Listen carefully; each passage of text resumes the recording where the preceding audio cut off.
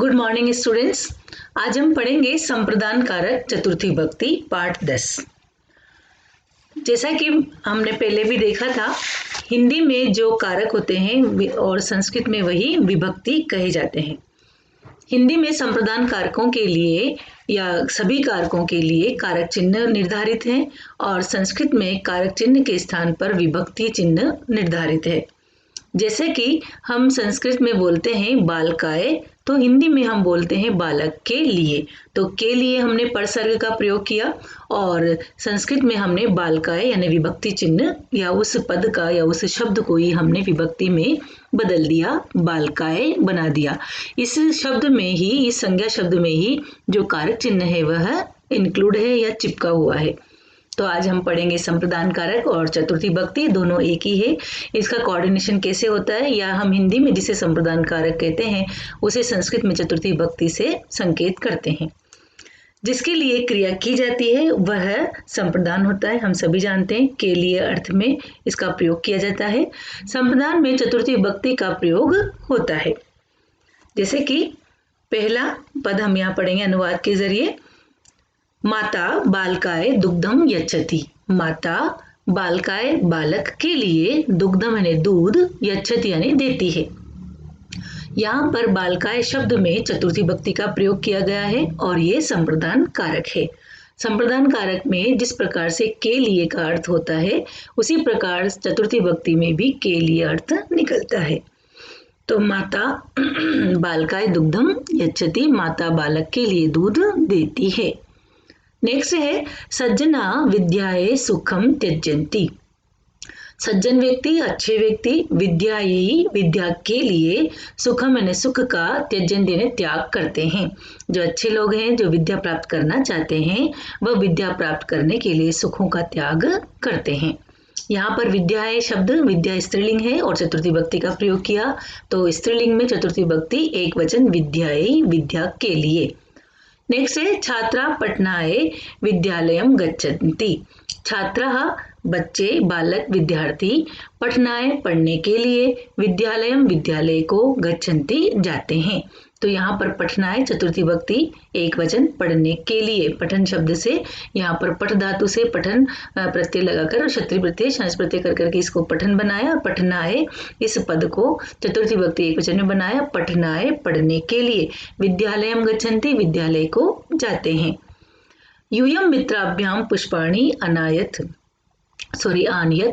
यूयम यानी तुम सब, मित्राभ्याम मित्रों के लिए, दो मित्रों के लिए, पुष्पाणि फूल, आनयत लाते हो या लाए, लाते हुए आएगा। वर्तमान में ही हम पढ़ेंगे, अभी वर्तमान ही है हमारा लट लकार। आनयत आ उपसर्ग नी धातु और मध्यम पुरुष बहुवचन है यहाँ। यूयम तुम सब, मित्राभ्याम द्विवचन है, मित्राय मित्राभ्याम मित्राभ्य, तो मित्राभ्याम दो मित्रों के लिए, पुष्पाणि बहुवचन शब्द है, फूल आनयत लाते हो या तुम सब मित्रों, दो मित्रों के लिए फूल लाते हो। इस प्रकार से हम इसका अनुवाद करेंगे।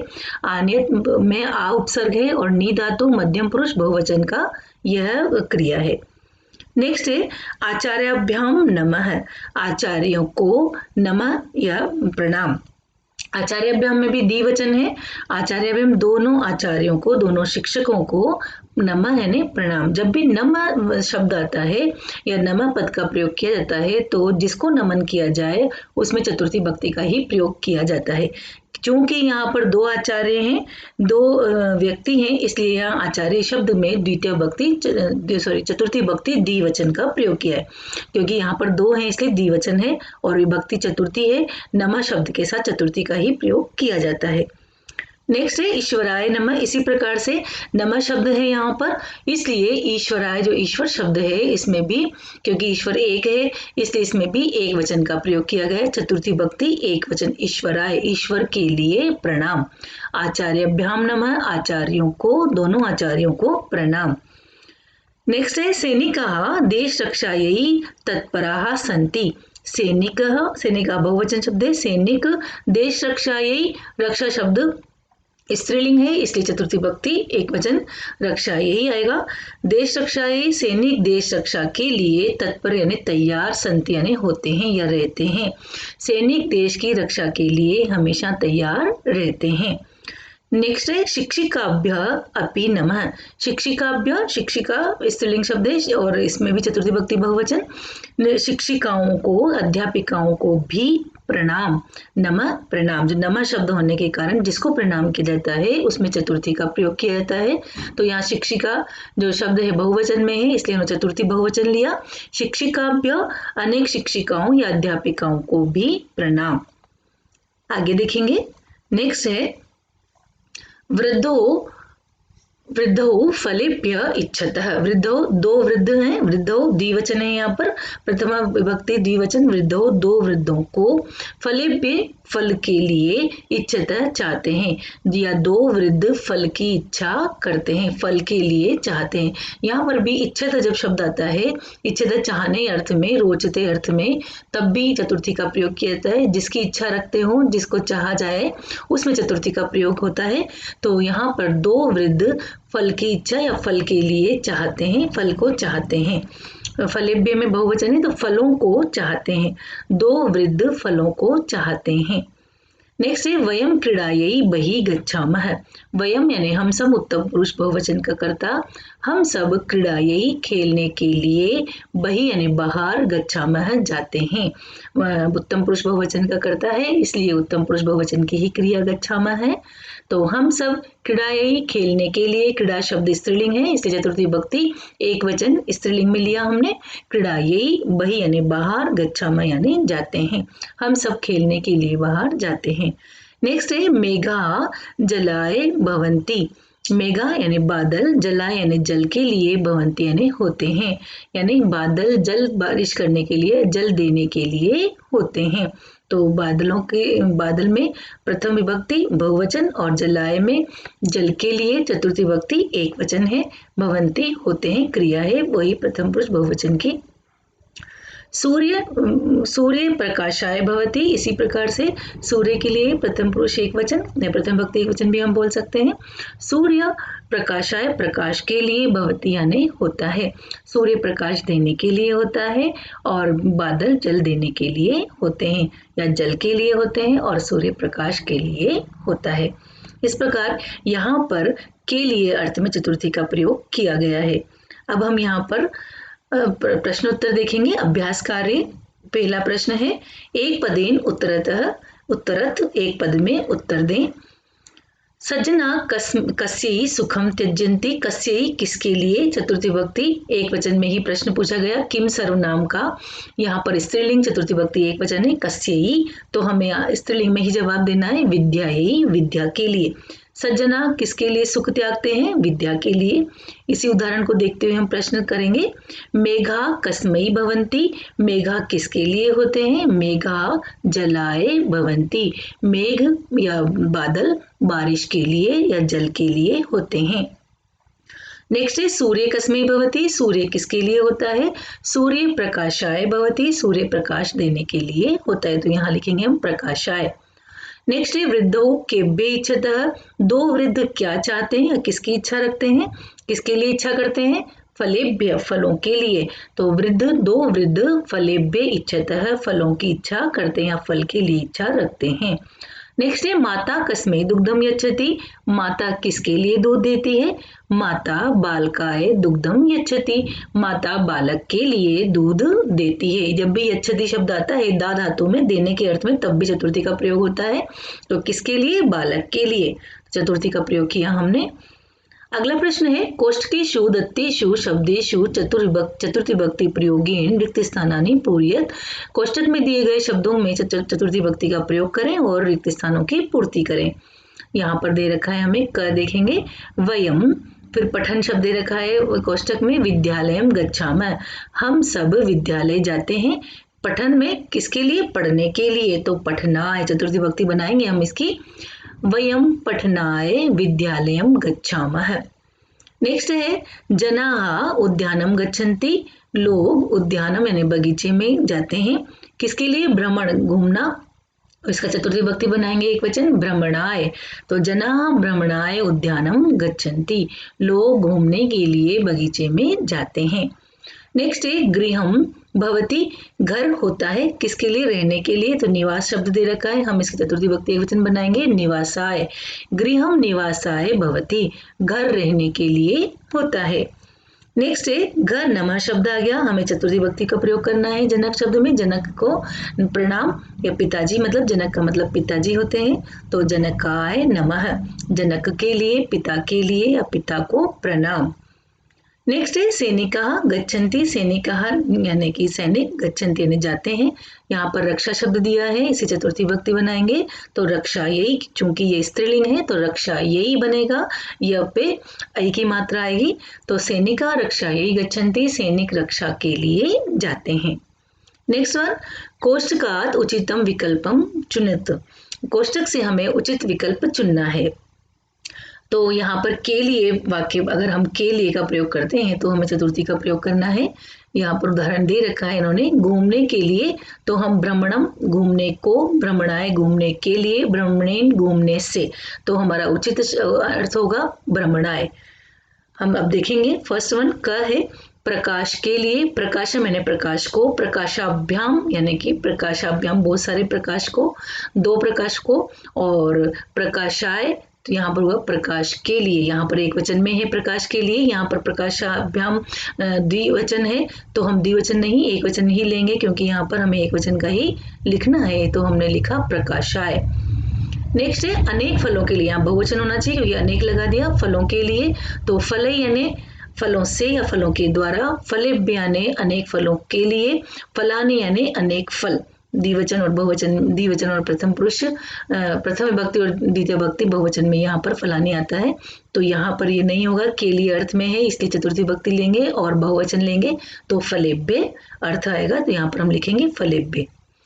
नेक्स्ट है दो नेत्रों के लिए, हमें द्विवचन लेना है, दो नेत्र बता दिया, और के लिए है तो चतुर्थी लेना है, तो द्विवचन चतुर्थी होना चाहिए।